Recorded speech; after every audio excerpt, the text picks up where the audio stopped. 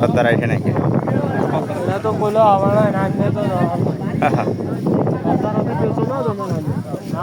সর্দার ঘাট করে নিয়ে আসো। এবার তো বাড়িয়ে দিই। হ্যাঁ, মাছ কেঙ্গা বিল বিরত মাছ ভালোই আছে।